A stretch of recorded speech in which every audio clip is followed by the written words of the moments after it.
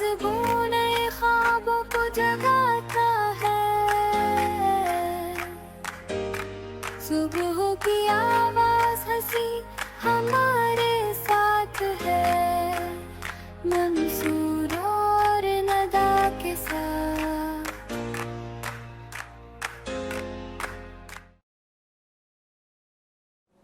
अस्सलाम वालेकुम नाजरीन, मैं आपका मेज़बान मंसूर साहिर अपने प्रोग्राम वीनस मॉर्निंग वाइब्स के साथ एक मरतबा फिर आपकी खिदमत में हाजिर हूँ। 2-4 बरस की बात नहीं है, बरसों पुराना किस्सा है। एक पाकिस्तान का बहुत मशहूर गीत है, वो कुछ इस तरह है कि ओ मेरे सांवरिया बांसुरी बजाए जा, बांसुरी बजा के मेरे होश उड़ाए जा। और ये गाना पिक्चराइज हुआ था गालिबन नदीम और बाबरा शरीफ पर, लेकिन इस गीत की वजह शोहरत बने एक ऐसे आर्टिस्ट जो 50-50 पाकिस्तान की तारीख का, पाकिस्तान टेलीविज़न की तारीख का ऐसा ब्लॉकबस्टर प्रोग्राम था कि जिसको यानी हर उम्र के लोगों ने पसंद किया और वो पाकिस्तान की तारीख का सबसे ज़्यादा मकबूल प्रोग्राम रहा। उसमें एक किरदार था हमारे बहुत ही लेजेंडरी आर्टिस्ट, सीनियर आर्टिस्ट। उन पर ये जब गीत पिक्चराइज हुआ तो उसकी धूम इतनी मची कि लोगों के जहन में, यानी वो लोग जिन्होंने 50-50 देखा हुआ है, वो जब इस गीत को सुनते हैं तो उनके जहन में फिल्म स्टार सुपरस्टार नदीम नहीं आते, फिल्म स्टार सुपरस्टार रऊफ आलम आते हैं। अस्सलाम वालेकुम रऊफ भाई। वालेकुम सलाम, क्या हाल है? अल्हम्दुलिल्लाह, आप बताइए कैसे मिजाज हैं आपके? बिल्कुल, मालिक का एहसान है, बहुत कर रहे हैं अल्लाह का। तो आज तक जो है वो मेरे सांवरिया बांसुरी बजाए जा, कहीं हमने भी वीडियो क्लिप देखा है, ऊपर एक पोनी वोनी बंदी हुई है हमारी तरह आपको। और मेरा ख्याल है अगर मैं गलती नहीं कर रहा हूं तो वो आपके साथ जो उस वक्त को आर्टिस्ट थी वो मेरी मुट्ठी में बंद है, क्या क्या नाम था उनका? आरजू नाम है इनका। आरजू नाम था। Very good, very good. तो पुराना नाम भी बता दें, इनका फौजिया नाम था। फौजिया नाम था, लेकिन वो आरजू के नाम से। आरजू के नाम से। जिंदाबाद। बहुत मजे की गुफ्तगू करने वाले हैं हम इनके साथ। मैं अपने दूसरे मेहमानों का भी तारुफ करा दूं। मेरे साथ बैठे हुए हैं डॉक्टर इरफान कमरुद्दीन, एक ऐसा नौजवान जो पेशे के एतबार से डेंटिस्ट है, लेकिन बहुत कुछ इजाफी हवाले रखता है लिखने के, पढ़ने के, समझाने के, बताने के। एक दानिश्वर भी छुपा हुआ है इस डॉक्टर में। तो आइए तारुफ कराते हैं डॉक्टर इरफान कमरुद्दीन। अस्सलाम वालेकुम। वालेकुम सलाम। कैसे डॉक्टर साहब? बिल्कुल, शुक्र है। आपको अपने मॉर्निंग शो में हम खुशामदीद कहते हैं। Thank you. और उम्मीद है कि आपके साथ भी कुछ अच्छी और मज़ेदार गुफ्तगू रहेगी, ताकि कुछ अवेयरनेस के भी हवाले हमारे पास मौजूद रहें। हम मिज़ा के पहलू को लेकर भी हैं इंशाअल्लाह। नाजरीन, इसके साथ साथ मैं एक ऐसे नौजवान की तारुफ भी कराना ज़रूरी समझता हूँ, क्योंकि हम पहले भी ये बात बार बार कर चुके हैं, बार बार करते हैं, बार बार करते आए हैं, बार बार करते रहेंगे कि आपके अंदर अगर कोई भी टैलेंट है, अगर आपके अंदर कोई भी स्किल है, तो आप उसका इजहार कीजिए। आप हमारा प्लेटफॉर्म इस्तेमाल कीजिए। हमारा मॉर्निंग शो वीनस की इंतज़ामिया, वीनस के मालिकान नौजवानों को हमेशा प्रमोट करने के लिए पेश रहते हैं। एक ऐसा नौजवान जो मेरे शो में आया, शो में आने के बाद उसने कहा कि मंसूर भाई, मैं एक सिंध के इलाके से मेरा ताल्लुक़ है और मैं चाहता हूं कि सिंध के जितने भी कुछ अच्छी चीज़ें हैं, खाने की, पीने की, उठने की, बैठने की, कपड़ों की, रेस्टोरेंट और एक्सेट्रा एक्सेट्रा, उन सबको उजागर करूं। मैंने कहा मोस्ट वेलकम मेरे दोस्त। तो वो नौजवान नवाब शाह जिसका ताल्लुक़ है, वो गया है, उसने वहाँ पे वीडियो क्लिप बनाए हैं, वो हम आपको शेयर भी करेंगे, ब्रेक के बाद शेयर होंगे। वो नौजवान जो और मेरे साथ जुड़ना चाहते हैं, मॉर्निंग शो के साथ जुड़ना चाहते हैं, वीनस टेलीविज़न के साथ जुड़ना चाहते हैं, वो भी अपने इलाके की, अपने गांव की, गोट की, देहात की, पाकिस्तान के किसी भी शहर की कोई भी वीडियो बनाते हैं, कोई भी क्लिप बनाते हैं, तो मेरा प्लेटफॉर्म, मेरे मॉर्निंग शो का प्लेटफॉर्म हाजिर है। और आइए मैं तारुफ कराता हूं अपने दोस्त अवैस काजी का। अस्सलाम वालेकुम। वालेकुम अस्सलाम, कैसे हैं आप? खैरियत है? अल्हम्दुलिल्लाह। अवैस काजी, आज के शो के जब इनके क्लिप्स चल रहे होंगे ना, तो ये आप समझिएगा कि मेज़बान भी यही हैं, क्योंकि इन्होंने जो काम शुरू किया मेरी हमेशा से ये ख्वाहिश रहती है कि आपके अंदर जो स्किल है वो बाहर आए और आप छोटे से पैमाने से काम शुरू करें, फिर यकीनन आगे आहिस्ता आहिस्ता आहिस्ता आहिस्ता आप बढ़ते चले जाते हैं। सबसे पहले गुफ्तगू शुरू करेंगे रऊफ आलम भाई से। रऊफ भाई, जी भाई। पाकिस्तान की तारीख का बहुत बड़ा प्रोग्राम है 50-50 जी। तो आप उसकी इब्तदाई टीम का हिस्सा हैं। मेरे पास इकबाल लतीफ़ भाई भैया आए थे जो एक वक्त में प्रोड्यूसर भी उसके रहे, तो वो उन्होंने भी बताया कि यार बड़ा पहले अनवर मकसूद भाई इसको लिखते थे, उसके बाद फिर इस्माइल तारा, माजिद जहांगीर और सकी कमाल, पूरी टीम थी। हाँ, वो कौन कौन लोग थे, क्या उसका आइडिया था, कहाँ से ये स्टार्ट होती है जर्नी? एक्चुअली अनवर मकसूद साहब ने जो प्रोग्राम शुरू किया था हमारा लिखना, बहुत अच्छा लिख रहे थे वो। ठीक है। इसके दौरान फिर आपस में टीम में थोड़ा मसला हो गया था, तो फिर खुद को बनाने लग गए प्रोग्राम को। जैसे मेमनी आइटम वो मैं लेके आता था बातें। अच्छा, वेरी गुड। मेमनी आइटम्स जितने होते थे वो आप लेकर आते थे? हाँ, आधी मैं आधी तारा भाई। अच्छा, तारा भाई खुद भी तो मेमन थे ना? मेहमान थे, और मुझे भी लाने वाले इस्माइल तारा भाई है। अच्छा, very good very good. Ismail Tara भाई थे आपको लाने वाले? हाँ बिल्कुल। तो उस दौरान में जो ये प्रोग्राम होते थे, पुलिस वालों का था वो क्रिएटर वो खुद बन के चूज करते थे। अच्छा, काफ़ी ऐसे आइटम जैसे कवाली थी वो माजिद जहांगीर साहब ने मतलब कर लिया, यानी कि सब ने अपना एक शोभा बना लिया बाद में कि यही हमने करना है। तो इस तरह से ये प्रोग्राम जो हमारा फिर चल पड़ा। कहाँ इस्माइल तारा की मुलाकात कहाँ होती है रऊफ आलम से? कहाँ इस्माइल तारा कहता है कि यार तुम तो फनकार हो, आओ मेरे साथ पीटीवी चलो? क्योंकि उस वक्त का पीटीवी का एरा ऐसा है डॉक्टर साहब कि उस वक्त तो कोई अगर चाय का कप भी रख के चला जाता था तो महल्ले में तो हीरो हो जाता था जिस दौर का। ऐसा कहाँ हुआ, कहाँ मुलाकात हुई कि इस्माइल तारा ने देखा, बोला यार फनकार छुपा हुआ है, आ जाओ? ये तो अल्लाह का बहुत बड़ा करम है मुझ पे कि मुझे कहीं भी काम मांगना नहीं पड़ा। नहीं, वो पहली मुलाकात। हाँ, ये बता रहा हूँ मैं कि पहले मैं स्टेज पे था मैं। अच्छा। हाँ, स्टेज पे था, फिर उनको एक कैरेक्टर की ज़रूरत थी, तो सलाउद्दीन तूफानी साहब उस दौरान बाहर थे। सलाउद्दीन तूफानी ने वो रोल करना था जो आपको दिया गया? हाँ, तो उसकी जगह उन्होंने फिर मुझे, यानी कि हम हॉल पे ड्रामा देखने आए थे स्टेज का, शेख मंसूर साहब ये दोनों आए थे। अच्छा। तो उन्होंने मुझे चूज़ किया, बोला ये इस लड़के में जान है भाई। हाँ, तो तारा भाई जो हमारे घर के पीछे रहते थे, तो उन्होंने मुझे वहाँ बुलवाया सुबह के टाइम। एक रिहर्सल की वहाँ घर पे, दूसरी रिहर्सल मैंने ऑफिस में जाके उनके की, और शेख मंसूर के, शेख मंसूर के ऑफिस में। और फर्स्ट टाइम पीटी पे जैसे मैंने अंदर घुसा हूँ मैं मेन गेट पे, बाखुदा तकरीबन पुराने लोग अभी भी जानते कि वहाँ पे मैंने सजदा किया, मैंने बाकायदा पीटीवी पे, सुभान अल्लाह, कि यहाँ कोई आ नहीं सकता। वहाँ पे इतनी बड़ी इज्जत मुझे मिली तारा भाई के जरिए। बताते हैं कि भाई एक लंबी तवील लाइनें लगती थी पीटीवी के बाहर कि बस एक चांस मिल जाए, एक चांस। अरे सबसे बड़ी बात यह है कि जब ये मेरा गाना चला है सांवरिया का, तो कितनी लड़कियां तकरीबन आई है वहाँ पे जो कैसेट अपनी ले लेके आती थी। अच्छा। हाँ, प्लीज़ आप देखें इसमें ये गाना आप कर लें, आप कोई भी कर लें, मैं भंगन बनने को भी तैयार हूँ, आप ये कर ले, ये कर ले, कर ले। क्योंकि बोला मेरे हाथ में कुछ भी नहीं, आप काउंटर पे बात करें, रिसेप्शन में बात करें, वो करते मेरा काम नहीं। लेकिन उतनी शोहरत वहाँ उस दौरान मेरी हो गई थी उस वक्त। अच्छा, वो खूबसूरत भी थी आरजू मैडम जो थी। हाँ, तो उनके साथ जो आपका पेयर बना, तो वो मैंने वो क्लिप देखा, मेरा ख्याल है आपको कस्टम के जो है वो चौकीदार है, कुछ ऑफिस बॉय हैं, तो वो सबको रिजेक्ट करती है, डॉक्टर वकील, और वो आपको हार पहनाती है, इसी तरह का है ना कुछ? हाँ बिल्कुल, वो तारा भाई ने लिखा था, वो तारा भाई ने लिखा था वो, और हैदर इमाम रिजवी उन्होंने भी रिकॉर्ड किया था, और हैदर जिया भाई उस वक्त, हैदर जिया। अच्छा। हाँ, अभी मरहूम उनका इंतकाल हो गया, उन्होंने बहुत काम किए। अच्छा, good good good, very good. तो उस वक्त क्या उम्र थी रऊफ आलम की जब ये पीटीवी पे 50-50 कर रहा है, और वो कितनी लड़कियां थीं जो बाहर महल्ले में जो थीं वो देख रही होती थी कब रऊफ आलम गुजरेगा? मोहल्ले का तो पता नहीं, उसमें देखते तो होंगी जाहिर लेकिन स्टेशन का मुझे पता था कि वहाँ पे बाहर लड़कियाँ आती थी कैसेट लेके, ये मुझे इसका अंदाजा है। बिल्कुल सही है, बिल्कुल सही है। तो फिर पहली लड़की कौन थी जो जिसके साथ डेट मारी आपने? सर डेट तो मिली नहीं ना।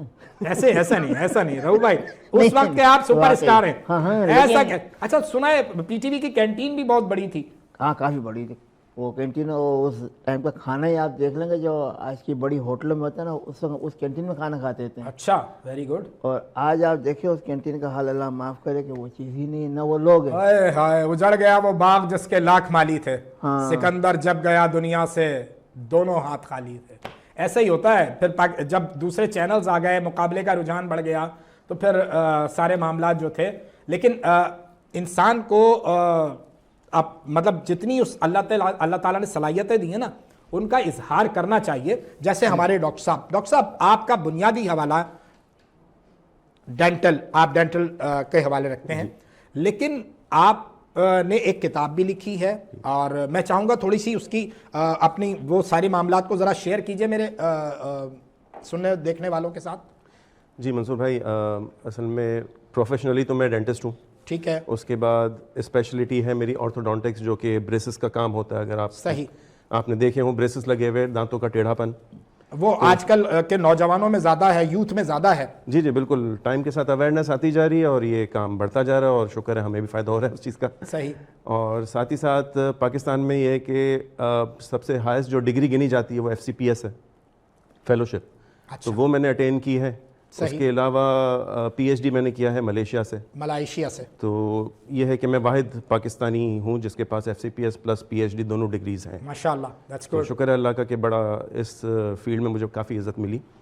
और जहाँ तक बुक की बात है, तो लिखने के हवाले से तो और बहुत सारी चीज़ें लिखी, क्योंकि हमारा प्रोफेशन ऐसा है जिसमें आपको रिसर्च आर्टिकल्स भी लिखने पड़ते हैं। ठीक है। तो मेरा तकरीबन 50 जो है वो रिसर्च आर्टिकल्स भी हैं, कुछ अमेरिकन बुक्स में चैप्टर्स भी हैं। ऐसे ही अजराए तफन्नुन पूछ रहा हूँ, आप जो कुछ लिखते हैं वो सिर्फ मेडिकल स्टोर वाला पढ़ सकता है या हम लोग भी पढ़ सकते हैं? नहीं अच्छा। डेंटल स्टूडेंट्स ही पढ़ सकेंगे, मेडिकल स्टोर वाला भी नहीं समझेगा। अच्छा, सही है। तो ये एक मामला है जो कि प्रोफेशनली हमने फॉलो किया। सेकेंडली, एक अंदर सोल की एक आवाज़ होती है, सही। जो कि मुझे भी फील होती थी कि भाई रिलीजन को भी समझना है, साइंस में बड़ा इंटरेस्ट था। तो मैंने दोनों चीज़ों को साथ साथ लेकर और समझने की कोशिश की है। तो उसमें काफ़ी चीज़ें जो है वो काफ़ी हट के समझ आने लगी कि अल्लाह मियाँ तो भाई ये कहना चाह रहे हैं इस आयत में, इस तरह से आपको जो है वो इस चीज़ को इस तरह से फॉलो करना है। तो ये लिखने का सिलसिला या सोचने का सिलसिला या रिसर्च का सिलसिला, मैं कहूँगा कि ये तो 15-20 साल हो गए इस चीज़ को। जैसे ही पढ़ाई से फुर्सत मिली तो मैंने इस चीज़ में सोचना शुरू किया, और तकरीबन 15-20 साल के बाद अब ये पाया तकमील तक एक बुक पहुँची है। माशाल्लाह, माशाल्लाह। तो इस बुक का नाम है दी अनब्लाइंडेड। दी अनब्लाइंडेड। जी, क्योंकि देखें एक फेथ होता है जो कि ब्लाइंड होता है। अब आपको मैं अगर कोई कहूँ कि भाई बच्चों को कहें कि आपके रोज़ा रखना है, ठीक है, तो ब्लाइंडली आप उस चीज़ को फॉलो तो कर लेंगे, लेकिन उसके कितने फ़ायदे हैं वो समझने के बाद आप दिल से करेंगे। सही। ठीक है। तो मेरी बुक का मकसद यही है कि सारे रिचुअल्स, सारे फेथ वो ब्लाइंड नहीं होने चाहिए, अनब्लाइंडेड। तो ये एक काइंड ऑफ ड्रामा है जिसमें कुछ एथीस्ट दिखाए हैं मैंने, जो कि खुदा को नहीं मानते, और वो ग्रेजुअली जो है वो मज़हब की तरफ ब्लाइंड फेथ नहीं लाते, वो अब समझ के और उसको फॉलो करना शुरू करते हैं। बिल्कुल सही। ड्रामे की फॉर्म में है। तो the unblinded when faith finally saw the light, यानी फेथ को अब वो रोशनी नज़र आई तो उसकी अंदर की आंखें खुल गई हैं। तो ये बुक इस सिलसिले की है। Very good. मतलब इसमें जो गुफ्तगू की गई है उसके जो पार्ट्स हैं उनको थोड़ा सा डिस्कस करें। इसमें ऐसे है कि देखिए बहुत सारे सवालात हमारे जहनों में उठते रहते हैं, ठीक है, लेकिन अनफॉर्चुनेटली हम जो सवाल कर रहे होते हैं उसको भी हम कहते हैं कि भाई ये मज़हब का मामला है, ज़्यादा सोचो मत। लेकिन कुरान की आयत आप अगर सूरह अनफाल भी उठा लें तो उसमें भी अल्लाह ताला ने कहा है कि वर्स्ट अगर कोई लिविंग क्रीचर में कोई है तो वो है जो कि अपनी अकल का इस्तेमाल नहीं करता, अपने इंटेलेक्ट का इस्तेमाल नहीं करता। ये सूरह अनफाल में भी है और उसके बाद भी बेशतर जगहों पे अल्लाह ताला ने कहा है। तो इसका मतलब है कि आपको अकल का इस्तेमाल तो करना है। तो अकल को यूज़ करते हुए आप अपने फेथ को कैसे स्ट्रॉन्ग करते हैं, ये इस किताब का समझने के एक नट शेल है। और ये किताब आपने अंग्रेजी ज़बान में लिखी है? जी जी, अंग्रेजी ज़बान में। और इसका कोई तर्जुमा वगैरह, इसका कुछ ये अभी इंशाल्लाह इन प्रोसेस है। अच्छा, अभी हुआ नहीं है, ठीक है, लेकिन प्लानिंग में ज़रूर है। ज़रूर। ठीक है। तो इस किताब में वो सवाल जो आपके जहनों में उठते हैं उसके मैंने आम आदमी के जहन में भी उठते हैं। एग्जैक्टली, आम आदमी को ही एड्रेस कर रही है। सही। ठीक है। और स्पेशली यूथ को, क्योंकि आपने देखा होगा कि यूथ जो है वो बहुत सारी ऐसी चीज़ों पर आज बिलीफ नहीं रखती। अब अगर जैसे कोई किस्सा अगर मैं आपको कुरान का उठा के सुनाऊं जो साइंटिफिकली जो है वो आपको समझ नहीं आ रहा होता, ठीक है, लेकिन हमारा ब्लाइंड फेथ होता है कि अल्लाह मियाँ ने कह दिया है तो है, ठीक है, उस चीज़ को साइंटिफिकली कैसे समझा जा सकता है वो मेरा मकसद था। वो सारे सवाल जो कि डिस्करेज किए जाते हैं कि ये आप अगर पूछोगे तो आप जो वो मिसगाइडेड हो जाओगे, डिस्ट्रैक्ट हो जाओगे अपने पाथ से, तो उसको भी आपको समझ के कैसे चलना है ये है। बिल्कुल सही। ठीक है, तो ऐसी बहुत सारे क्वेश्चंस मैं आपसे डिस्कस भी कर सकता हूँ। मुझे डॉक्टर साहब आपकी इस गुफ्तगू से अपने 4 मिसरे याद आए, चूँकि मैं शायरी का भी शौक़ रखता हूँ। तो वो कुछ इस तरह है कि ज़मीर व नफ्स को जब हुक्म पारसाई दिया, ज़मीर व नफ्स को जब हुक्म पारसाई दिया, वो धड़कनों में कहीं पर मुझे सुनाई दिया। ज़मीर व नफ्स को जब हुक्म पारसाई दिया, वो धड़कनों में कहीं पर मुझे सुनाई दिया, और दुआ को हाथ उठाकर कहा था, है तो बता। दुआ को हाथ उठाकर कहा था, है तो बता, फिर उसके बाद खुदा हर तरफ दिखाई दिया। सुभान अल्लाह। ये वो वाली लाइन है जो आपने मुझे टोकी, और मैंने बताया कि मैं भी इसी राह का मुसाफिर हूं कि जब आप खोज करते हैं, जब आप जुस्तजू करते हैं, तो फिर मिलता है वो। ऐसा नहीं है कि नहीं मिले। बिल्कुल। तो ये जुस्तजू से याद आया और खोज से याद आया कि हमारे पास एक और मेज़बान बैठे हुए हैं। जी अवैस काजी साहब, आज के शो के आप जो है वो हमारे साथ को होस्ट हैं। अब बताएंगे कि क्या क्या काम आप करके आए हैं नवाबशाह में। जी कंटेंट क्रिएटर हैं, तो आजकल फूड व्लॉगिंग का दौर है, टाइम है, और ट्रेंड पर चल रहा है। अभी वर्ल्ड लेवल पर कंपटीशन भी हुआ, उसमें भी पाकिस्तानी टॉप पर आए। तो इसी हवाले से आज हम कुछ वीडियोस बनाकर लेकर आए, वो हम ब्रेक के बाद चलाएंगे बिल्कुल इंशाल्लाह। तो वो उसमें एक बिरयानी है, क्योंकि पाकिस्तान का लव बिरयानी वो भी बनानी थी। और पाकिस्तान का लव बिरयानी मतलब सुबह दोपहर शाम रात। एक हमारे मोमिन भाई कल ही गुफ्तगू कर रहे थे कि भाई बिरयानी का हवाला ये है कि बाज़ औक़ात ऐसा होता है कि वो रात के 3 बजे भी बिरयानी खा रहे होते हैं, रात के 2 बजे भी बिरयानी खा रहे होते हैं। जब तकरीब ख़त्म होती है, जब मजलिस ख़त्म होती है, जब मिलाद ख़त्म होता है, जब महफिल ख़त्म होती है, तो बिरयानी मस्ट है जी। और बिरयानी के बाद आपको पता है स्वीट खाना तो ओए सुन्नत है जी। तो ऐसी सुन्नत नहीं भूलते हम भाई। तो वो आज हम इंट्रोड्यूस करवाएंगे, उनको लेकर आए। बहुत मज़ेदार तरीके से बनाई है वीडियोस, इंशाल्लाह ऑडियंस को बहुत मज़ा आने वाला है। और ये जो अभी हम ब्रेक के बाद जब वापस आएंगे, वो वीडियो क्लिप्स भी आपको दिखाएंगे नाजरीन। उसको दिखाने का मतलब भी यही है कि जहां आप महसूस करेंगे कि आपके इलाके में कोई अच्छी जगह है, कोई अच्छे खाने की चीज़ है, कोई अच्छा इदारा काम कर रहा है, कुछ भी अच्छा हो रहा है, सरकार भी अच्छा कर रही है अगर कहीं, तो वो ज़रूर आप हमसे वीडियो क्लिप शेयर करेंगे। ये जो आजकल दौर है, ये वीडियो का, टिकटॉक का, इसका इंस्टा का और फेसबुक का, आपकी भी टिकटॉक है हमने देखी हैं अभी। मतलब मेरे भाई ने, अगर मैं कहूँ कि रेडियो भी, FM भी किया आपने, अल्लाह आपका भला करे, थिएटर भी किया आपने, टेलीविज़न भी किया आपने, और फिल्म भी मेरा ख्याल है आपने 1-2 फिल्में भी की हैं। हाँ जी, नादानी फिल्म की मैंने। नादानी आपने की थी? हाँ, फैसल। तो उस नादानी का क्या फ़ायदा हुआ? उसमें नादानी था मैं वैसे भी, क्या जो मैंने फैसल की मंगनी में तोड़वाता हूँ, बड़ा बेतुका, मतलब मैंने उसको। लेकिन ये कि बड़ा अच्छा रहा था, छोटा सीन था कि बहुत अच्छा था। मिर्ज़ा शाही मेरे वालिद साहब थे उसमें। मिर्ज़ा शाही साहब की क्या बात है। वो मेरे वालिद साहब बने हुए थे। और एक फिल्म थी हमारी सैयद कमाल साहब की, सियासत। बहुत पुरानी फिल्म है। और बहुत पुरानी फिल्म, हालांकि वो भी मतलब चली तो, लेकिन काम अच्छा हुआ था उसमें। अच्छा, वो भी नहीं चली, मतलब नादानी भी नहीं चली थी? नादानी बहुत चली। नादानी चली थी ना? नादानी चली थी। अच्छा, वो नहीं चली। अच्छा, थोड़ा सा फिर वापस जाते हैं। वो जो 50-50 का सेट है वहाँ पे उस वक्त वो जो साथी काम कर रहे हैं, उसमें इस्माइल तारा, माजिद जहांगीर, अशरफ खान, सकी कमाल और वाडिया, बुशरा अंसारी, अस्मा। तो वो माहौल क्या होता था, जरा सा कुछ यादें शेयर करें ना हमारे नाजरीन के साथ। भाई वो तो लग ही नहीं रहा था कि हम लोग टीवी बैठे हुए हैं। अच्छा, कहता जैसे हम लोग एक पिकनिक पार्टी में आए हुए वहाँ पे, या किसी की दावत में आए हुए हम लोग किसी के घर पे, ऐसा लग रहा था। यानी पूरी फैमिली थी वो, कोई भी एक भी कैरेक्टर ऐसा लूज नहीं था कि जो कोई किसी और कैरेक्टर। और वो दौर भी ऐसा है कि सब एक दूसरे का साथ देने वाले, साथ पूरा मुकम्मल साथ। यानी कि अब जैसे कि अब मुझे शेख भाई ने बोलते थे, बोले रो भाई आपको जहाँ जगह मिलती है ना, अपनी जगह खुद बनाए आप। तो वो जगह मैं किस तरह बनाता कि देख लगे आटा मेरे सामने बन तो रहा है ना, अब मैं देखता कि मुझे क्या करना चाहिए। तो मैं जाकर अपनी ड्रेसिंग करके मैं साइड में कोने में वहाँ पर खड़ा हो जाऊँ। अब शेख भाई की, तारा भाई की नजर, अब हाँ इधर उधर या रो को यहाँ लगा दो, इस तरह होता है। ये रोते चमचम जो हुआ है, ये भी ऐसे ही हुआ है। अच्छा, हाँ, मैं तो कोने में वैसे बैठा हुआ था यूँ। तो उन्होंने शेख भाई ने बोला कि इसकी ड्रेसिंग करो, और वो हकीकत वाक़या हुआ था। जापानी कपड़ा वगैरह पर जो आग बाग पड़ा लगी था, थी कुछ। जिनमें माजिद जहांगीर साहब ने कहा ना, रोते चमचम नैन, हाँ ये उजड़ गया genuine चैन रे, देख लिया तेरा हाँ प्यार। वो जेन्युइन वाकया था। मैं अच्छा। भी उस तरह बैठा हुआ था और उन्हें मुझे पिक करवा लिया, बोले नहीं तुमने यहाँ बैठना है, ये करना है। और माजिद जहांगीर साहब ने भी और ज़्यादा मुझे आगे बढ़ा दिया उस। बिल्कुल सही है नाजरीन, ये गुफ्तगू, ये यादें, ये बातें जो 50-50 से जुड़ी हैं रऊफ आलम भाई के साथ, ये चलती रहेंगी। डॉक्टर साहब से भी गुफ्तगू रहेगी।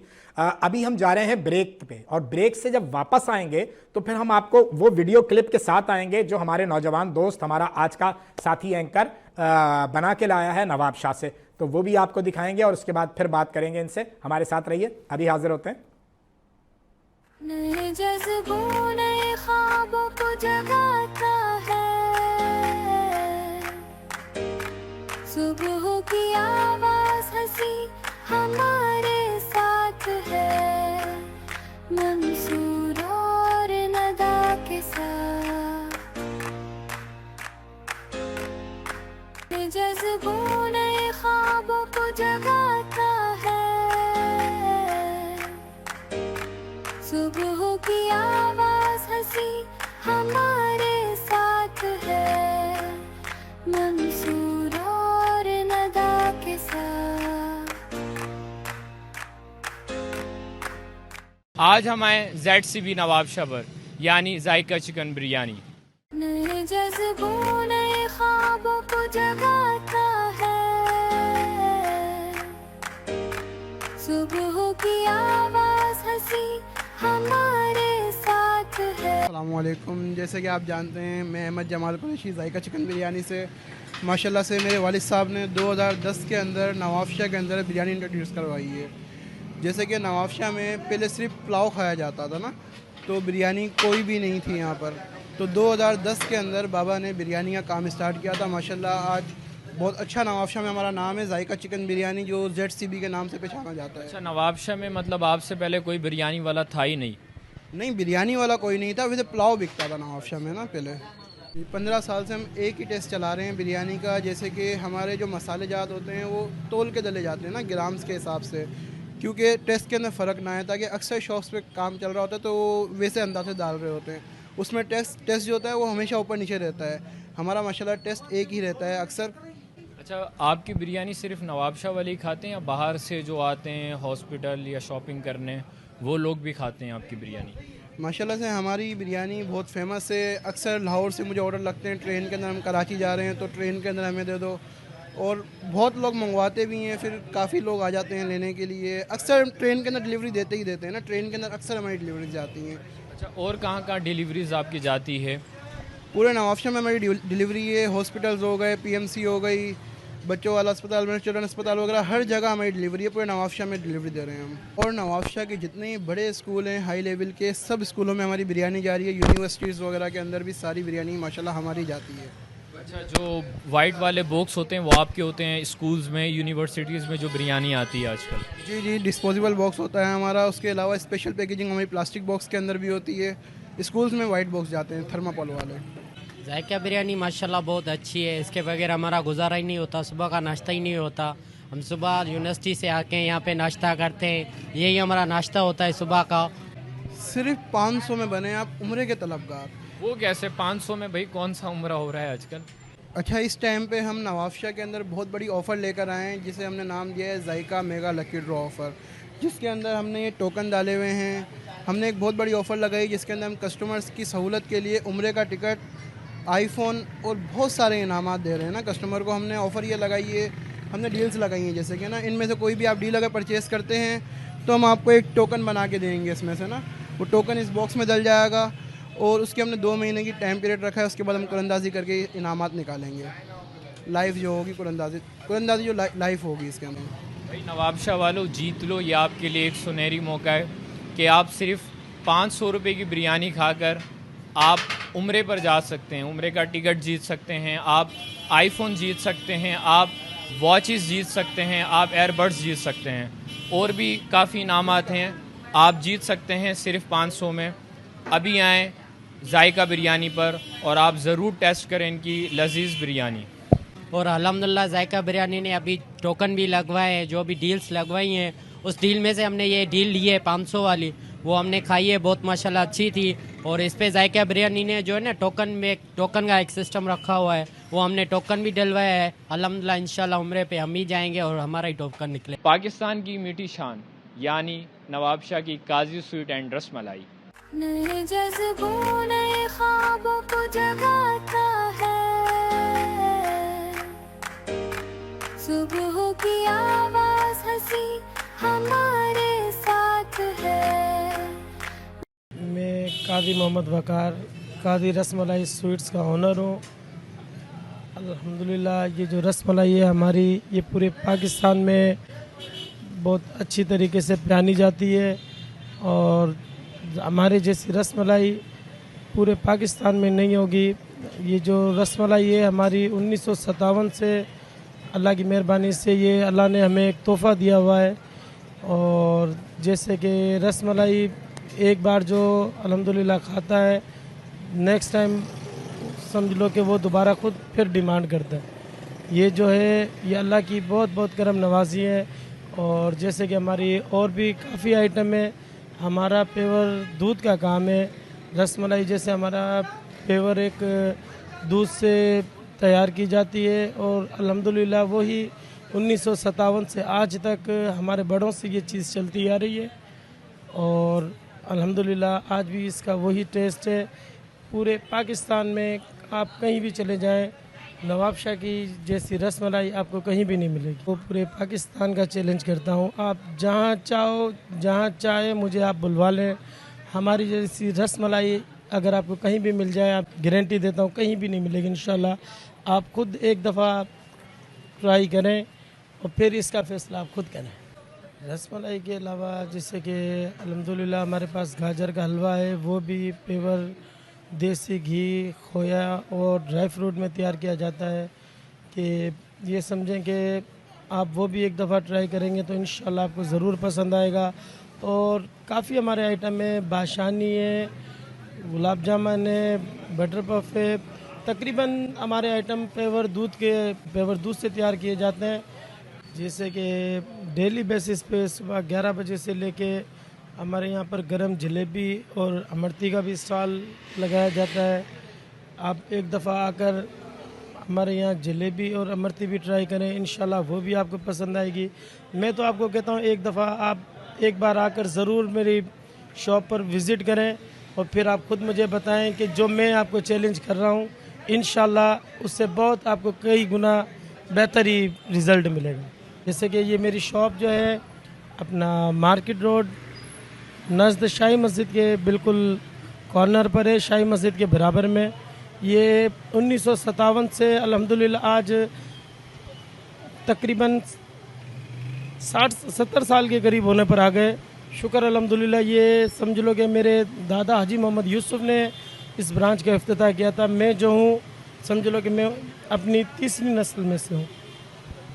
जी नाज़रीन, आपने सुना इनकी रसमलाई के बारे में, इनकी स्वीट के बारे में कि जो लाजवाब है। इन्होंने कहा कि पाकिस्तान की नंबर 1 रसमलाई इनकी है, नवाब शाह में काजी स्वीट एंड रसमलाई की।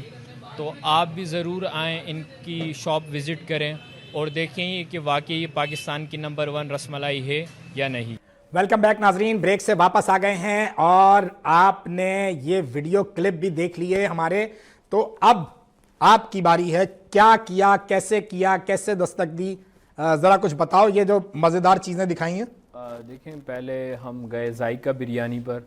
ठीक है। नवाब शाह से बिलोंग करती है जायका बिरयानी ZCB के नाम से। अच्छा। बहुत ही कमाल। 2000 तकरीबन इन्होंने बताया 2010 से ये वर्क कर रहे हैं एज अ बिरयानी की शॉप चला रहे हैं और इनका जो टेस्ट है वो बहुत कमाल है।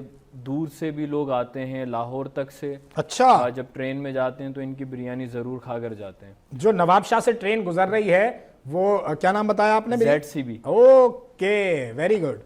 ZCB बिरयानी। तो इन्होंने भी ऑफर्स भी लगाई हैं कि ये उम्रे के टिकट्स वगैरह 500 की डील लें इनकी। सही। और ये उम्रे का टिकट, आईफोन और मतलब काफ़ी इनाम्स ये दे रहे हैं। सही। तो ये चीज़ें भी इन्होंने लगाई है और बहुत ही लजीज, बहुत ही कमाल एक्सपीरियंस रहा इनके साथ, ZCB के साथ।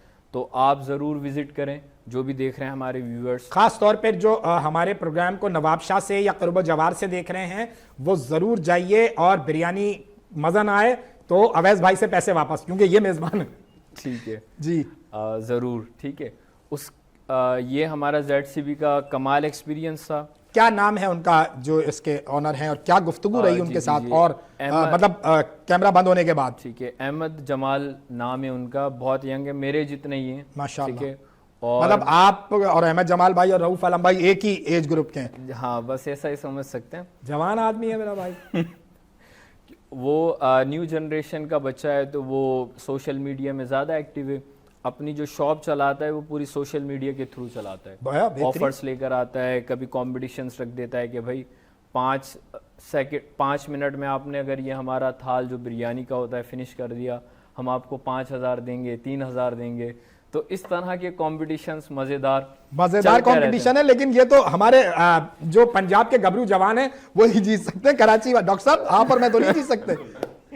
जीतते हैं, मतलब अच्छा। जीतने वाले जीतते भी हैं, और फ्री में बिरयानी भी खाएं उनकी, उसमें मतलब फुल मज़ेदार चिकन और कबाब, रायता, सैलेड सबके साथ, और पैसे भी देते हैं ऊपर। अच्छा, वेरी गुड। अगर फिनिश कर दिया तो पैसे भी देते हैं। तो इस तरह की कमाल ये ऑफर्स लेकर आते रहते हैं। इसी वजह से हमने इनका एक्सपीरियंस किया कि इनको दिखाना चाहिए और बताना चाहिए अवाम को कि मतलब ये इतनी कमाल चीज़ें कर रहे हैं। तो इस तरह ZCB जो नवाबशाह को बहुत अच्छी फैसिलिटीज प्रोवाइड कर रहा है फूड के मैटर में। वेरी गुड, जिंदाबाद। और दूसरा फिर अब जब नमकीन खा लिया तो फिर उसके बाद मीठे का हवाला है। हाँ, अब देखें बात ये कि फिर उसके बाद हम पाकिस्तान में बहुत फेमस चीज़ है रसमलाई। रसमलाई मैं भी बहुत शौक से खाता हूँ, लेकिन अपने वालों की यहाँ जो दस्तयाब है वेल्स रोड पे वही वाली। ठीक, इनका ये कहना है कि इनकी जैसी रसमलाई आपको पूरे पाकिस्तान में कहीं भी नहीं मिलेगी। रऊफ भाई खा के आओ फिर बताओ। हाँ, जब आप कहेंगे इंशाल्लाह। अच्छा, मतलब मैं नहीं कह रहा, उन्होंने नहीं कहा, दूसरे लोग भी ऐसे कहते हैं कि जो एक्सपीरियंस करते हैं, पंजाब से आते हैं, लाहौर, इस्लामाबाद, कराची से, वो एक्सपीरियंस करते हैं। बड़े बड़े न्यूज़ चैनल्स ने उन्हें मतलब अपने प्रोग्राम में लिया, बड़े बड़े चैनल्स ने अपने शोज़ में लिया, उन्हें दिखाया, उनके इंटरव्यूज़ कंडक्ट किए। बड़े बड़े व्लॉगर्स उनके पास आते हैं कि नई नवाबशाह की काजी स्वीट की रसमलाई, काजी स्वीट शॉप का नाम है, और उनकी रसमलाई बाकमाल। मतलब हमने उनका जब इंटरव्यू लिया, उनका ये कहना था, मैंने कहा कि अगर सपोज करें कहीं और निकल जाए आपसे अच्छी रसमलाई तो आप क्या करेंगे? बोले आप जो कहेंगे मैं वो करने के लिए तैयार। अरे वाह वाह वाह, ये दावा आया ना। रसमलाई निकली तो मतलब बिल्कुल प्योर, इतनी बड़ी गारंटी के नवाबशाह के अंदर, छोटा शहर है पाकिस्तान का, उसके अंदर आप पूरे पाकिस्तान को चैलेंज कर रहे हैं, और वो भी फूड में। तो ये एक बहुत बड़ी बात है। उनके साथ बहुत अच्छा एक्सपीरियंस रहा, और मतलब हॉनेस्ट पर्सन, ठीक है, जो ऑनर है उनकी शॉप के, और यंग है बिल्कुल। क्या नाम बताया आपने? उनका नाम है विकी काजी, ठीक है। ओके। तो उनके साथ काफ़ी डिस्कशन रही इसके अबाउट, और भी उनके काफ़ी मतलब फूड्स हैं। उसके अलावा गुलाब जामुन हैं और बटर पफ हैं और बर्फी है। ठीक यार है, नहीं करो यार, ये बातें बंद करो यार रऊफ भाई, ये तो मुंह में पानी आ रहा है, ऐसे कैसे चलेगा? हाजी साहब ऐसा नहीं करो। अच्छा, बेहतरीन। सुनना तो पड़ेगा। अरे सुनना तो पड़ेगा भाई। हाँ, अभी मेजबान ये अभी सुनना पड़ेगा। नहीं भाई, तो कुछ मिल ही नहीं रहा था। सुनना पड़ेगा, जायका भी नहीं है। सही है, सही है। हाँ, अच्छा जी, सुनना पड़ेगा क्योंकि टेस्ट ही ऐसा है उनका, सुनना तो पड़ेगा। Very good. खाएंगे भी, ठीक है, शो के बाद हम खाएंगे भी, और सुनना भी पड़ेगा। वेरी गुड भाई, आएगी ये चीजें, इसका मतलब जिंदाबाद। तो मतलब बड़े बड़े टीवी चैनल्स पर भी जाती है उनकी चीज़ें, रसमलाई। कोई भी मतलब कराची में भी बड़े इवेंट्स होते हैं, कोई मिनिस्टर होता है या कोई पॉलिटिशियन होता है, कोई एक्टर होता है बड़े लेवल का, तो वहाँ से ऑर्डर करता है रसमलाई अपने इवेंट के लिए। सही। तो आप भी ऑर्डर्स कर सकते हैं नवाबशाह काजी स्वीट की रसमलाई, अगर आप चाहते हैं कि एक आपको अच्छी मीठा मिले, ठीक है, जो पाकिस्तान में नहीं मिलता। ठीक है, पाकिस्तान में उस क्वालिटी की चीज़ आपको, बिल्कुल प्योर चीज़ें आज के ज़माने में मिलना इम्पॉसिबल है। आपको प्योर मिल्क की चीज़ वो बनी हुई मिलेगी, तो आप काजी स्वीट से उनका अपना फार्म है, उनके अपनी गाय भैंसें अपनी है, दूध अपना है, खालिस। हाँ, खालिस दूध है उनका, अपना दूध का भी काम है। और वो 1957 से उनकी शॉप चल रही है। उनकी दूध से मुझे चाय याद आ रही है, डायरेक्टर साहब चाय का इंतजाम करवाएं। जी जी, बात मुकम्मल करें फिर। उनके परदादा से चल रहा है, उनके परदादा ने इफ्तिताह किया था, पहले वो देसी घी की बनाते थे, आज भी उनका अभी विंटर चल रहा है तो उनका कहना था कि जो हमारा गाजर का हलवा है उसमें हम देसी घी यूज़ करते हैं, और ड्राई फ्रूट्स वगैरह, प्योर मावा जो बर्फ़ी होती है वो, फीका मावा जिसे कहते हैं। और उसके अलावा उनकी थर्सडे या रेगुलर बेसिस पर इमरती और जलेबी, अच्छा, वो भी बहुत शौक से लोग खाते हैं मिल्क में डालकर। यार रऊफ भाई ये कौन आदमी है ये? मैं बस जा रहा हूँ दिमाग में आग लगाया जा रहा है जबान से जो। मेरे बर्दाश्त के बारे में तो जा रहा हूँ। अच्छा नाजरीन देखें, अब इतनी सब कुछ हो गया है ना, जबरदस्त मेरे भाई ने बता दिया है। जो नवाबशाह और गिरदोनवा के लोग हैं वो जरूर इसको टेस्ट करें, और हम भी काजी स्वीट्स वालों से दरखास्त करेंगे कि वो ऐसी पैकिंग में हमें भेज दें। कराची से वैसे फासला कितना है नवाबशाह का? तकरीबन ड्राइव 4 आवर्स की, 4 घंटे की। 4 घंटे तो बस फिर आप हमें वहां से भिजवा दें। बाइकिया के पैसे में और रऊफ भाई देंगे। हमारे साथ रहिए। वक्त हो गया एक छोटे से ब्रेक का, और ब्रेक में हम मंगवा रहे हैं चाय, ताकि कुछ हमारे आंसू पूछें। तो हमारे साथ रहिए, अभी हाजिर होते हैं। नए जज्बों नए ख्वाबों को जगाता है, सुबह की आवाज हंसी हमारे साथ है, मंसूर और नदा के साथ।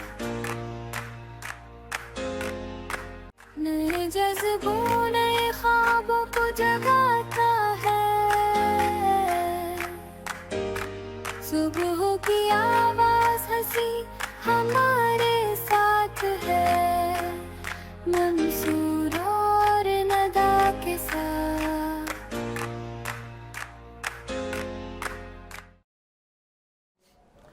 वेलकम बैक नाजरीन। ब्रेक से वापस आ गए हैं। चूंकि मुंह में बहुत पानी आ चुका था तो हमने सोचा उसमें चाय मिला ली जाए, और ये चाय पानी का एक हवाला है। अच्छा, चाय पानी तो बहुत एक ऐसा लफ्ज़ है जो अगर हम गुफ्तगू करेंगे तो बात कहीं और निकल जाएगी। यहीं रखते हैं थोड़ा सा, है ना, तो वहीं दबा दे, यहीं दबा देते हैं बात को।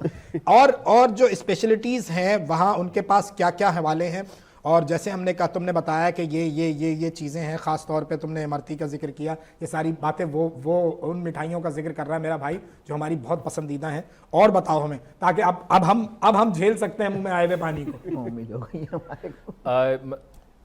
और मतलब सौगात में आपको पता है पाकिस्तानी गुलाब जामुन के बहुत फैन है। और मेरा ख्याल है डॉक्टर साहब, अगर मैं गलती नहीं कर रहा हूं तो पाकिस्तान का जो कौमी यानी नेशनल मिठाई है वो गुलाब जामुन है शायद। ये चैट जीपीटी से कंफर्म करना चैट पड़ेगा। जीपीटी से कंफर्म करना पड़ेगा। चलें जो या बर्फी है या गुलाब जामुन है, इन दोनों में से कोई है। I think gulab jamun. नहीं, चल जाएगा। आजकल जो ट्रेंड चल रहा है जो भी मिल जाए वही हमारा है, ठीक है, और वही फ्री में मिल हमारा जाए तो होता है। भाई बिल्कुल ही, फिर तो हम सब मिठाई खा जाते। जी जी, देखें पहले रसमलाई आ गई तो वो हमारी है, पहले गुलाब जामुन आ गया वो हमारा हमारा है। जो भी आ जाए, क्योंकि एक इवेंट में 1 या 2 ही आइटम होते मीठे के, स्वीट के। ये तो नहीं है कि वो पूरी शॉप उठाकर लेकर आ जाए। अच्छा, तो जो हमें मिल कुछ जाए। डॉक्टर साहब, रऊफ भाई शायद आप भी इसमें बताएं, ये जो हमारा एक राजस्थानी कल्चर है, राजस्थानी कल्चर में मिठाइयों का बड़ा एक होता है, और वो खाने से पहले मिठाइयाँ सर्व की जाती हैं, यानी नमकीन से पहले मीठा, ऐसा भी कुछ है?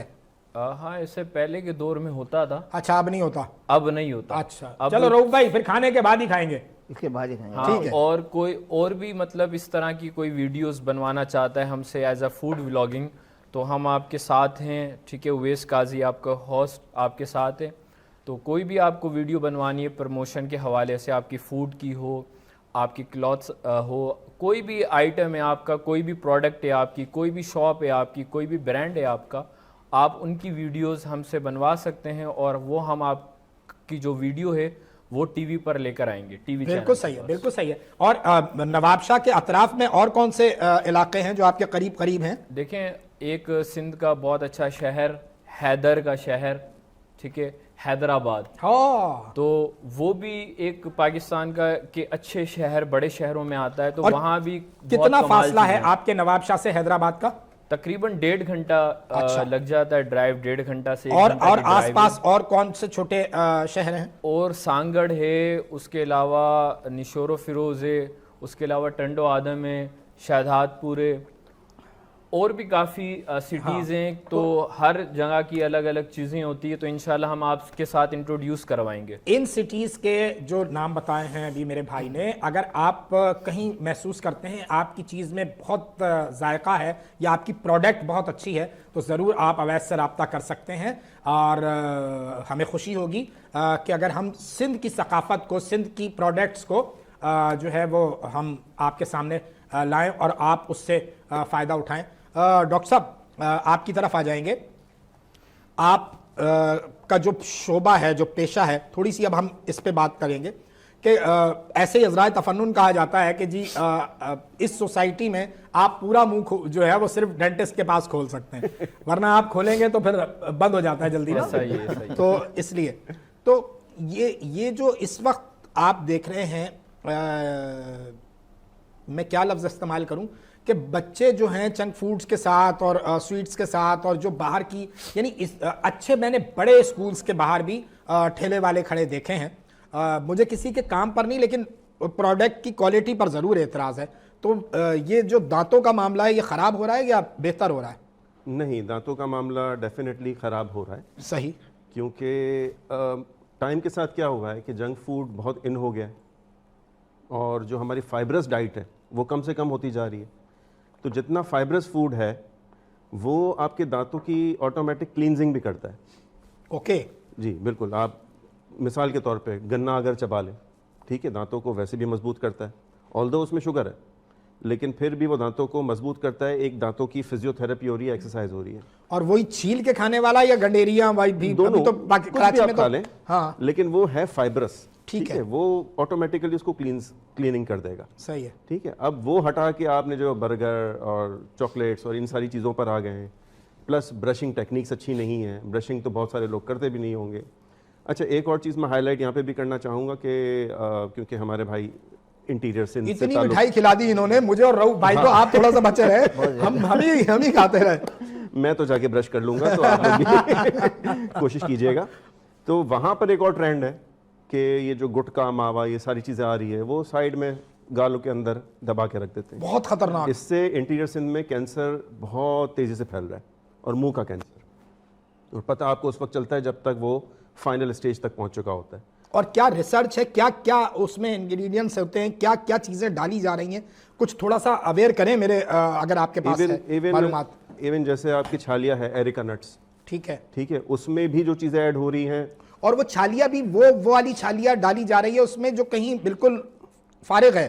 बिल्कुल वो है, निकोटीन है। और आप अगर कुछ भी ना हो, वो भी अगर आप रगड़ कंटिन्यूसली तो मिल रही है ना, आप जो है वो गालों के अंदर घंटों के घंटों लगा के बैठे हुए हैं, तो आपकी बॉडी रिस्पॉन्स तो करेगी। तो उस रिस्पॉन्स के नतीजे में भी जो है ना वो टूवर्ड्स कैंसर चीज़ें जा रही हैं। तो इस चीज़ को भी मैं इस प्लेटफॉर्म के थ्रू अवेयर करना चाहूँगा, ज़रूर कि डेफिनेटली इन चीज़ों को अवॉइड किया जाए। और वहाँ पर इतने अच्छे इलाज हो भी नहीं पाते। मैंने कहीं लोगों को देखा है कि वो फिर कराची और बड़े शहरों की तरफ जा रहे होते हैं, सारे के सारे पैसे उनके लग जाते हैं, पूरी ज़िंदगी की जो कमाई होती है वो इसमें आपकी हॉस्पिटल्स में खर्च हो जाती है। तो इस चीज़ का बड़ा ध्यान रखना चाहिए। आपने बच्चों के हवाले से बताया, इसी जो एज ज़्यादा हो जाती है, फिर जब दाने निकलने और दांत हिलने का वक्त आता है, तो वो जो 50+ के लोग हैं उनके लिए क्या सजेशंस हैं कि वो किस तरह अपनी ज़िंदगी के मामलात को बेहतर कर सकते हैं, अपने दांतों को और मसूड़ों को मजबूत कर सकते हैं, क्या उनके लिए सजेशंस हैं? देखिए, सबसे ज़्यादा जो इम्पोर्टेंट है दांतों की हेल्थ के लिए, सही, वो ये है कि 2 तरह की बीमारियां हैं जो कि सबसे ज़्यादा कॉमन है। एक तो ये कि दांतों में कीड़ा लगना, जो हमने कहा है। हाँ, इस पे हम जरा सा थोड़ा सा डिटेल बहस करेंगे कि मीन्स कीड़ा लगना क्या होता है। पहले आप अपनी बात मुकम्मल कर लें, फिर हम इस तरफ आएंगे। जी, दांतों का कीड़ा लगना, जिसको कैविटीज़ कहते हैं, वो बहुत कॉमन है। वो दांत को ऊपर से अटैक करके और बिल्कुल गला देती है, एक तरह से आप कह सकते हैं। दूसरी जो उससे ज़्यादा कॉमन बीमारी है वो है गम्स की प्रॉब्लम। अच्छा, ठीक है। वो स्टार्ट होती है ब्लीडिंग गम्स के साथ, ऐसे ऐसे करके बढ़ के एग्रेसिव हो जाती है फर्दर, और मसूड़ों को वो ख़राब कर रही है, प्लस वहाँ की आसपास की जो बोन है उसको भी ऐसे ऐसे टाइम के साथ गला रही है। जब बोन की सपोर्ट ही ख़त्म हो गई है तो अब दांत कहाँ रहेगा? ठीक, वो हिलजुल के जो है वो गिरने लगते हैं। ठीक बात। तो असल में एज के साथ ये चीज़ें ज़्यादा डेंजरस है जो कि हो जाती हैं। सही। अगर आप रेगुलर अपनी एक तो ब्रशिंग टेक्निक अच्छी रखें, ठीक है, रेगुलर विजिट्स आप डेंटिस्ट के कर लें, चाहे कहीं भी कर लें, मेरे पास नहीं, लेकिन कहीं भी चले जाएं, लेकिन आप अगर दांतों की क्लीनिंग को अगर प्रायोरिटाइज करेंगे, फर्स्ट प्रायोरिटी देंगे, तो फिर ये एज के साथ साथ जो है वो ये प्रॉब्लम्स आपको मिनिमाइज हो जाएंगी।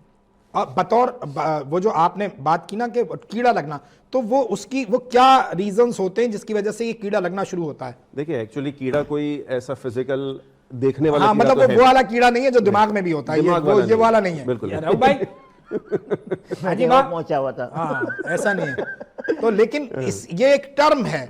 जी, ये टर्म है, एक्चुअली ये बैक्टीरियाज है ओके, जो कि एसिड प्रोड्यूस करते हैं। ठीक है, और वो एसिड एक्चुअली इफेक्ट करता है आपके दांतों के ऊपर, और वो आप जमीन पर अगर एसिड डालें तो क्या होगा, ऐसे ऐसे करके वो जो है वहां पर इतना बड़ा सुराख हो जाएगा।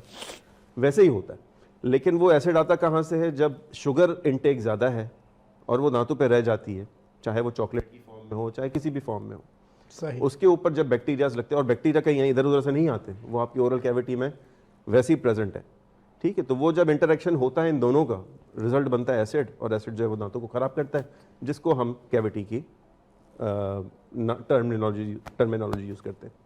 एक तो आपने बात बता दी कि आप सफाई का ख्याल रखें, ब्रशिंग करें, क्या ग़िज़ा ऐसी होती हैं, मतलब बीइंग ए डॉक्टर क्या सजेस्ट करेंगे कि खाने में यार ये चीज़ें आप खाएंगे तो आपकी जो है मसूड़े और दांत जो है वो ज़्यादा देर तक आपका साथ देंगे? नहीं, ये एक तरह की देखें मिथ भी है। अच्छा, ठीक है, दांतों में लेट सपोज बहुत सारे लोगों का ये है कॉन्सेप्ट है कि कैल्शियम लेने से जो है दांत मजबूत हो जाएंगे।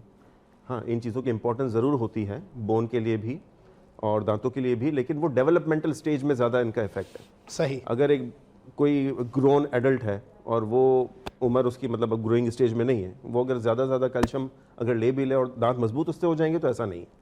तो ये थोड़ा सा गलत कॉन्सेप्ट लोगों का होता है। तो दांतों को अच्छा रखने के लिए आपको बेस्ट चीज़ जो है वो क्लीनिंग ही है। रेगुलर ब्रशिंग आपकी प्रॉपर चले, ब्रशिंग के साथ फ्लॉसिंग का कोई कॉन्सेप्ट नहीं है हमारे यहाँ पर। अच्छा, ठीक है। अब देखिए दांतों की सरफेसेस अगर आप देखें तो एक बाहर की सरफेस है कि अंदर की सरफेस है, लेकिन आसपास दूसरे दांतों से दांत जुड़े हुए भी हैं, तो इनको हम कहते हैं इंटरडेंटल एरियाज। ओके। अब इंटरडेंटल एरियाज की क्लीनिंग तो जो है वो ब्रश वहां पर पहुंचता भी नहीं अक्सर, उसके लिए अलग तरह के ब्रशेस भी आते हैं। और डेंटल फ्लॉस का कॉन्सेप्ट वहां पर है कि वो एक धागा होता है जिसमें वैक्स लगी हुई होती है, उसको दो दांतों के बीच की क्लीनिंग करने के लिए इस्तेमाल होता है, और वो उतना ही इंपॉर्टेंट है जितनी ब्रशिंग है।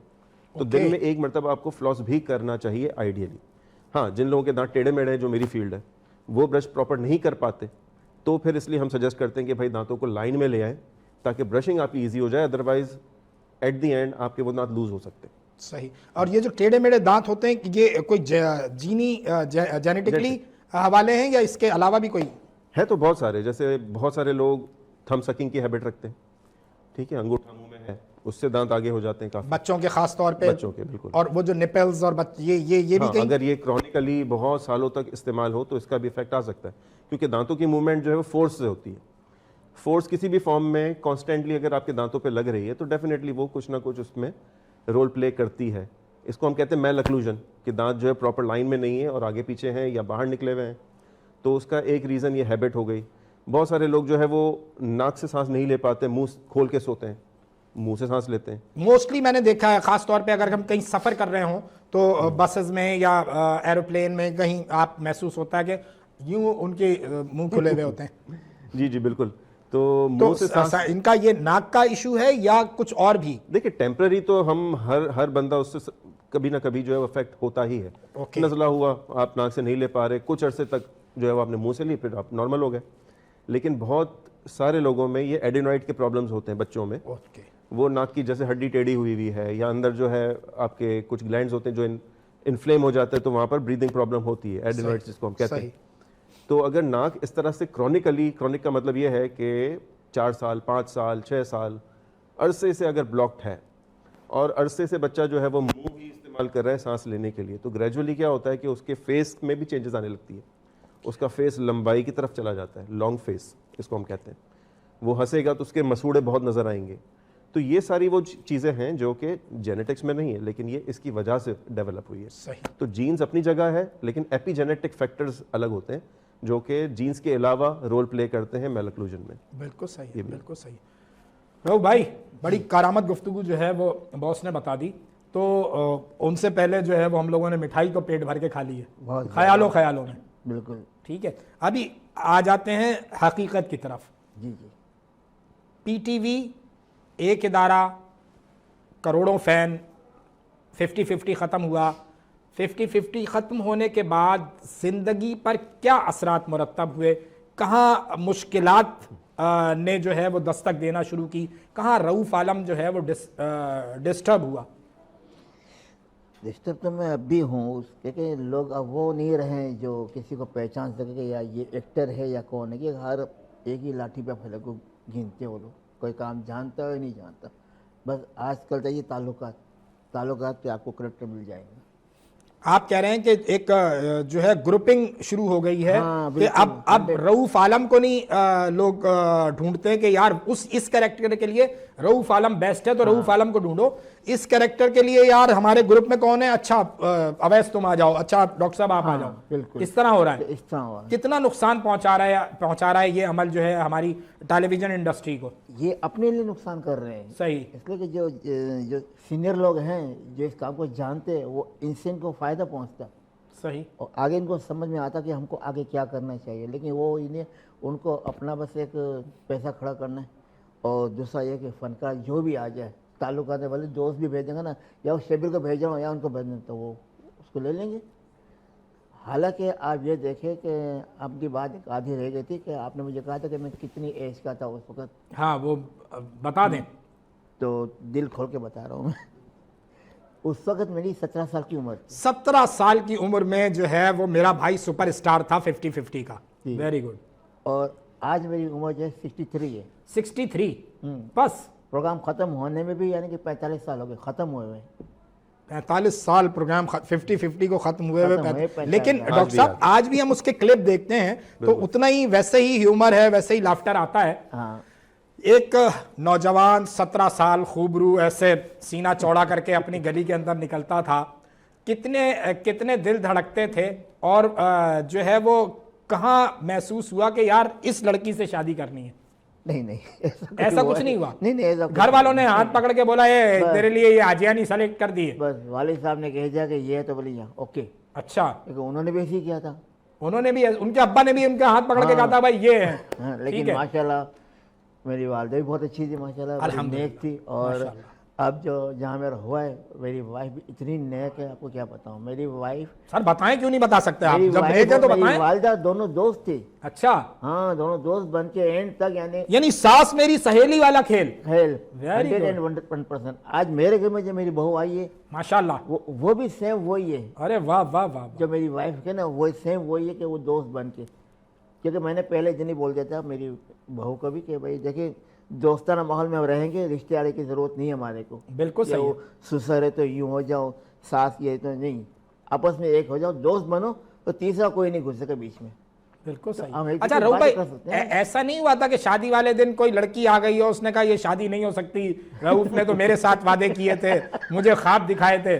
नहीं, अब यानी कि पैगामात आते हैं लोगों के। अच्छा, अभी तक आते हैं? हाँ, यानी ये पूछे कि अभी तक शादी चल रही है इनकी। Okay, very good. तो मेरा नहीं, अल्लाह का शुक्र है भाई, मेरी वाइफ भी अच्छी है माशाल्लाह, यानी कि बड़ा अच्छा घराना हमारा, कोई टेंशन नहीं है इस बात के लिए। रऊफ भाई, बहुत सारे बड़े आर्टिस्टों के साथ काम करने का आपको मौका मिला। जी। कौन से ऐसे आर्टिस्ट हैं जिनके साथ कुछ अच्छी यादें जुड़ी हुई हैं? शूट के दौरान कुछ ऐसा वाकया हुआ कि जिस पे आप बहुत देर तक हंसे, बाद में भी जब भी ख्याल आता है तो हंसी आती है? कुछ ऐसी चीज़ें शेयर करें ना हमारे साथ। देखिए तारा भाई जो है हमारे इस्माइल तारा भाई, अल्लाह ताला गरीक़ रहमत फरमाए, उनके साथ जो हमारा मतलब जो उनकी केमिस्ट्री थी आपकी, मेरी सबसे ज़्यादा मैचिंग उन्हीं के साथ थी। ठीक है। इसके अलावा फिर मेरी पूरी टीम ने मुझे साथ दिया। सही है। अशरफ खान, वो मुझे अशरफ खान मेरा ख्याल है आप कराची होते हैं या लाहौर होते हैं? नहीं, लाहौर में ही है। वो यहाँ आते हैं, शूट के लिए आते हैं। सही है। लेकिन जब भी इनका है ना, हर 15 दिन में या महीने में इनका फ़ोन लाजमी आता है। Very good. मतलब वो माहौल अभी तक है? हाँ, हमारा वही माहौल है, वही फ़ोन पे छेड़छाड़ मुझे करेंगे, सलाम दुआ करेंगे। ये अल्लाह से ज़िंदगी दे, बहुत नाइस बंदे हैं वो भी। ऐसे काफ़ी लोग हैं, मतलब हमारी टीम के सब लोगों से मेरा राब्ता अभी नहीं, भी मैंने है। कहा शूटिंग के दौरान कोई ऐसा वाकया हुआ हो कि जो आज भी आपके जहन में ताज़ा हो? क्या बताऊँ मैं आपको? बताएं। एक आइटम था हमारा अनारकली, ये अच्छा, ये मैं ख्वाब देख रहा था। अनारकली ये। हाँ, ये मैं ख्वाब देखा तो ख्वाब में से मैं उठता हूँ, मैं अनारकली ये, अनारकली ये। तो ज़ेबा शहनाज साहिबा ने मुझे तकरीबन 17 थप्पड़े मारी है। 17 थप्पड़े मारी हैं, उफ। जबकि 2 थप्पड़ के अंदर मैं उठ गया था।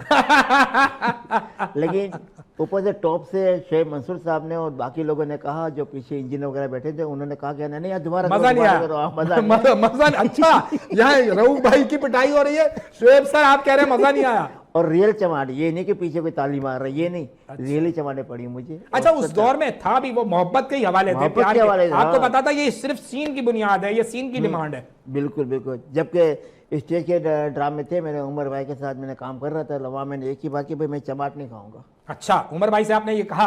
हाँ, वाह जी वाह। कहा, और उन्होंने खुद ने कहा कि नहीं तुम सीनियर, मैं तुम पे हाथ नहीं उठाऊंगा। फिर कहते मैंने 5-6 ड्रामे बाद में मैंने किए, लेकिन बहुत ही नाइस बंदे थे उमर भाई। उमर भाई के साथ स्टेज करने का क्या एक्सपीरियंस रहा? कैसा बिहेवियर था उनका जूनियर्स के साथ, आपके साथ, और कैसे माहौल को वो लेके चलते थे, थोड़ा सा बताएं। या वो भी अपनी पूरी फैमिली बनाकर ही चलते थे वो। अच्छा। लेकिन कुछ लोग ऐसे थे कि जो इनको समझते थे कि ये मगरूर है। अच्छा, उनका ये परसेप्शन था। हाँ, उनका स्टाइल था इस तरह से बात करने का, मतलब मगरूर नहीं थे वो, दिल के बहुत अच्छे आदमी थे और पक्के नमाजी थे, और सड़क में तस्वीर रात को पढ़ाते थे जब कोई सब बैठे हो ना उनको लेके, यानी इतने नेक आदमी थे। लेकिन लोगों ने बहुत से ऐसी जिसको चांस नहीं मिला उनके साथ, उन्होंने उनकी बुराइयाँ शुरू कर। लेकिन मैं नहीं क्यों बुरा नहीं, सबसे बड़ा सुपर स्टार जो मेरे नज़र में इस वक्त है अभी भी, वो है आमिर लियाकत। क्या बात है जी, उस्ताद मोहतरम, अल्लाह ताला आपको गरीक़ रहमत फरमाए। हम और रऊफ भाई एक साथ ही थे जियो की ट्रांसमिशन में। बस बहुत जल्दी उस्ताद मोहतरम बहुत जल्दी नाइंसाफ़ी हुई है, बहुत जल्दी, यानी कि इनके साथ जो हुआ है अल्लाह खैर। 12 लेके उस बंदे ने मुझे दोबारा बुला के नहीं, ये आगे बढ़ाया। और इससे पहले कुछ दिन पहले साहिल लोधी मुझे लेकर आया दोबारा इस लाइन में, कि मैं 25 साल तक गायब हो गया था। मैं फिर 25 साल आप क्या करते रहे, ये बात हम जानेंगे ब्रेक के बाद। नाजरीन हमारे साथ रहिए, अभी हाजिर होते हैं। नए जज्बों नए ख्वाबों को जगाता है, सुबह की आवाज हंसी हमारे साथ है, मंसूर और नदा के साथ। नए जज्बों नए ख्वाबों को जगाता है, सुबह की आवाज हंसी हमारे साथ है, मंसूर और नदा के साथ।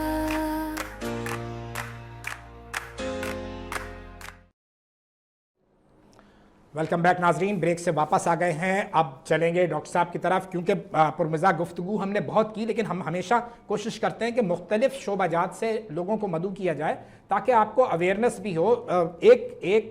यानी ऐसा हम प्लेटफॉर्म मुहैया करते हैं, एक ऐसा गुलदस्ता सजाने की कोशिश करते हैं कि जहां से आप मुस्कुराएं भी और कुछ समझें भी।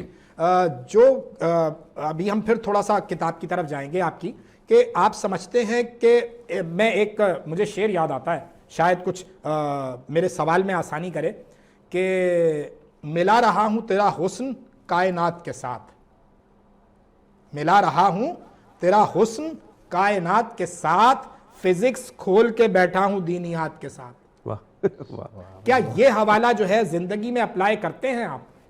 बिल्कुल बिल्कुल। आपका जो सवाल मैं समझ पा रहा हूँ वो ये है कि एक तरफ जो है वो आप फिज़िक्स को लेके चल रहे हैं और दूसरी तरफ आप दीन की भी बात कर रहे हैं। ऐसा ही है। तो साइंस वर्सेस रिलीजन। एब्सोल्युटली जी। यही एक्चुअली मेरी बुक में काफ़ी हद तक डिस्कस भी हुआ है। मैं मिसाल देता हूँ, अभी थोड़ी देर पहले हम सबके मुंह में पानी आ रहा था मिठाइयों का सुन के, और आपने कहा कि सुन्नत है खाने के बाद मिठाई लेना। जी।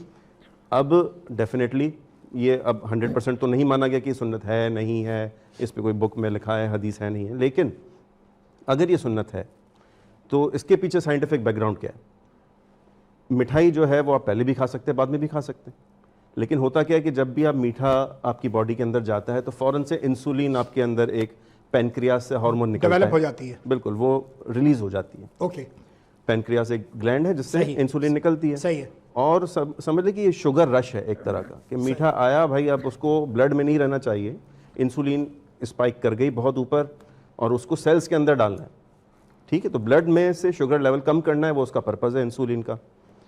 तो ये जो अचानक से राइज होता है, ये आपके पैनक्रियास को थका भी देता है, that leads two diabetes in future. तो इसलिए अगर आप खाने के बाद लेते हैं, खाने में भी कहीं ना कहीं कार्बोहाइड्रेट है, शुगर लेवल थोड़ा थोड़ा बढ़ता है हर डाइट के बाद ऑलमोस्ट, तो बाद में अगर आप मीठा लेते हैं तो उससे शुगर रश नहीं होता, वो फिर बॉडी आपकी पहले से एडजस्ट होना शुरू हो जाती है। तो ये है, देखें अब अगर आप किसी आप लॉजिक जोड़ रही है, एग्जैक्टली आप लॉजिक जोड़ रही है, साइंस जो है, यानी आप कह रहे हैं कि अब जो दीन है वो ये वाजे कर रहा है एग्जैक्टली और लेकिन वही एतदाल के साथ, हमेशा एतदाल का जिक्र है शरीयत के हर हवाले में एतदाल। जी कंटिन्यू कीजिए। बिल्कुल। तो अब देखें, आप एक तरफ आपका बिलीफ था, आपने सुन्नत का सुना था कि ये है, अब आपको रीजनिंग भी पता चल गई, लॉजिक यूज करते हुए, साइंस को यूज करते हुए। अब अगर आप वो फॉलो करेंगे तो आपका फेथ क्या होगा? तो आप अनब्लाइंडेड अब हुए हैं। पहले आप ब्लाइंड फेथ था, अब अनब्लाइंडेड हुए हैं, ठीक है। तो यही मेरी बुक का टाइटल भी है और यही जो है वो मकसद भी है। ऐसी कई सारी एग्जाम्पल्स हैं, कई सारी एग्जाम्पल्स हैं। फॉर एग्जाम्पल आपने देखा होगा कि डिफरेंट पानी के ऊपर दम करके फूंकते हैं, कुरान की आयत पढ़ी, शफा हो गई, क्या लॉजिक है? आज अगर आप यूथ को कहेंगे तो हो सकता है वो कहे कि नहीं, ये सारा साइकोलॉजिकल है, ऐसा कुछ नहीं होता। लेकिन जापानीज एक साइंटिस्ट है, उसने इस पे रिसर्च की है कि अगर आप पानी के ऊपर पॉजिटिव वेव्स अगर आप जी बिल्कुल उसको वेव्स को भेजें, एनर्जीज को शेयर करें, पानी के ऊपर उसने डिफरेंट चीज़ें लिख दी। जैसे एक पानी की बोतल के ऊपर उसने एनर्जी के साथ पीस लिखा, ठीक, दूसरे पे लिखा हेट। जब दोनों के माइक्रोस्कोपिक स्ट्रक्चर देखे गए तो पानी में चेंजेस थी। तो आपकी बॉडी के अंदर 70% से ज़्यादा पानी है। तो अगर आपके अंदर नेगेटिविटीज़ हैं तो वो अंदर से आपको कितना बीमार करेगा, ये आप सोच सकते हैं। नेगेटिव एनर्जीज अगर आप हर वक्त ले रहे हैं, गुस्सा कर रहे हैं, हसद कर रहे हैं, ठीक है। अब वैसे तो देखें, किसी ज़माने में ये कहा जाता है कि हज़रत ईसा के पास एक बंदा आया, वो कहा कि मैं बहुत बीमार रहता हूँ, आप मुझे कोई तरीका बताएं, मैं सेहत याब कैसे हूँ। तो हज़रत ईसा ने कहा कि तुम जो है वो झूठ बोलना छोड़ दो, गीबत करना छोड़ दो, हसद करना छोड़ दो। अब परेशान हैं कि भाई इसका ताल्लुक़ क्या है, इन चीज़ों को छोड़ के मुझे सेहत कैसे मिलेगी?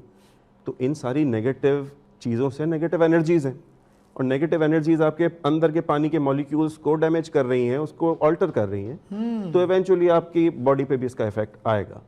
तो ये चीज़ें हैं, आपको आहिस्ते आहिस्ते करके बहुत सारी चीज़ें समझ आ रही है, इंटेलेक्ट यूज़ करते हुए, साइंस को यूज़ करते हुए, और आपका फेथ जो है फर्दर स्ट्रांग हो रहा है।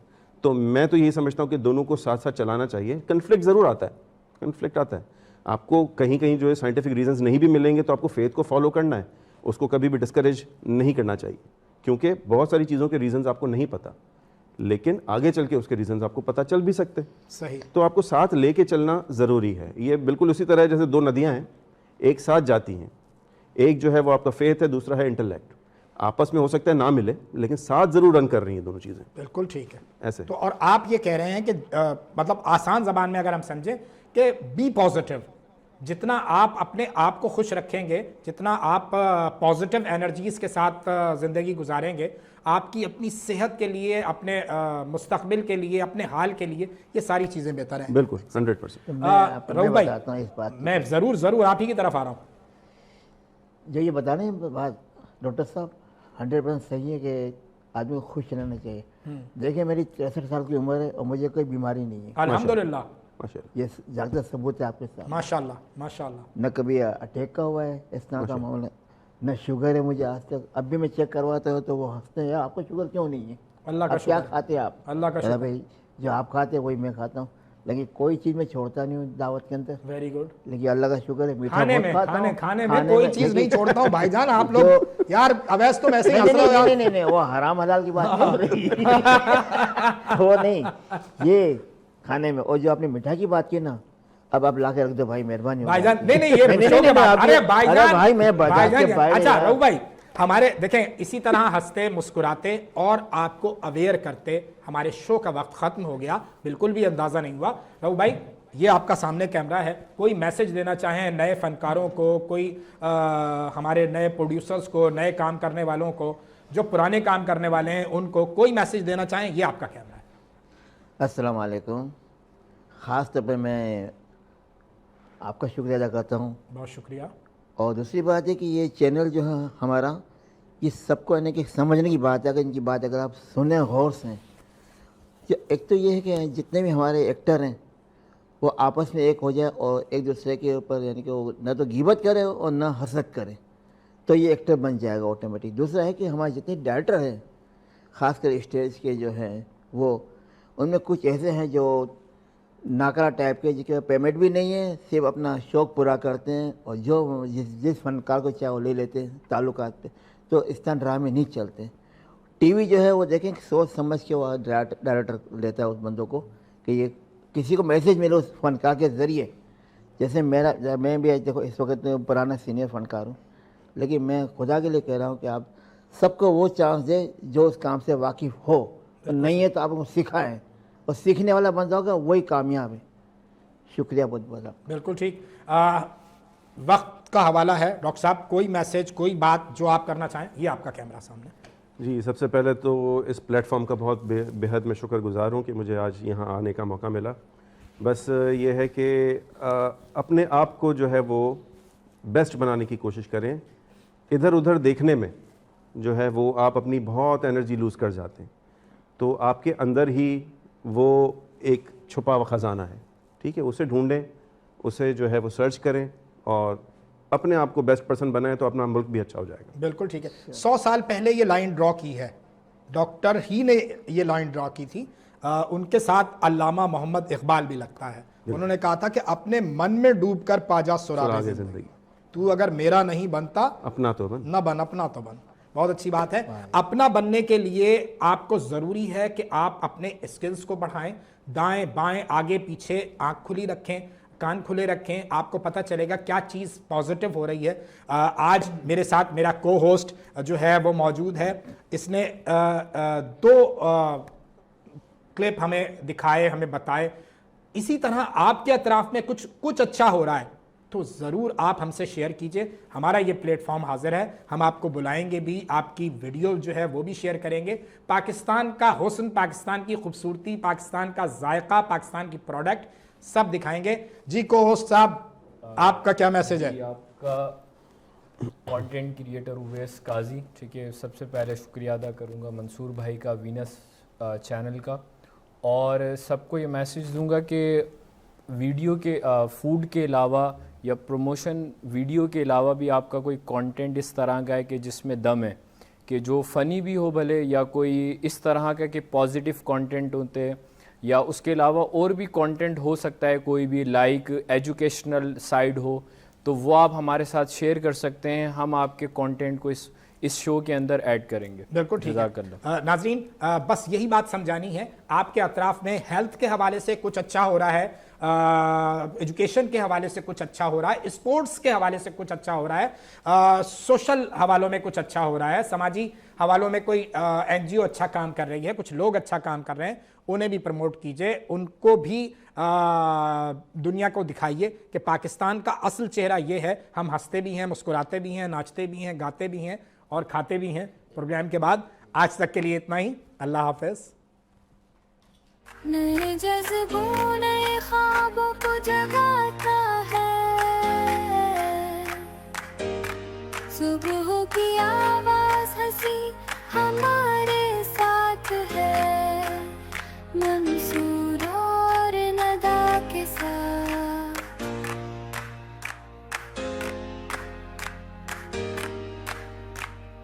पाक दिल से दिल तक जाने दो,